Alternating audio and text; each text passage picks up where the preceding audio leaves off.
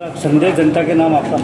देखिए, हमारे ज़िले में टोटल 155 पेट्रोल पंप्स हैं, उनमें 2 लाख लीटर से ज़्यादा हमारे पेट्रोल और डीजल की आमद है। और हम लोग लगातार जो सेल्स ऑफिसर्स हैं एचपीसीएल, बीपीसीएल और अन्य कंपनियों के, उनसे लगातार हम लोग टच में हैं। सप्लाई का कहीं भी कोई इशू नहीं है।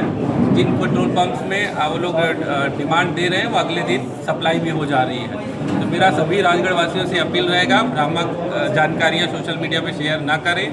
अब जिले में पर्याप्त डीजल पेट्रोल उपलब्ध है, कहीं से किसी भी तरह की कोई दिक्कत नहीं है। सर नागरिकों को मतलब केन लेकर भी पहुंच रहे हैं, तो पेट्रोल पंप संचालकों को कुछ निर्देश दिए हैं? पेट्रोल पंप संचालकों को हमने ये कहा है कि सामान्यतः होल्डिंग को रोकने के लिए ओपन में पेट्रोल बिक्री ना करें।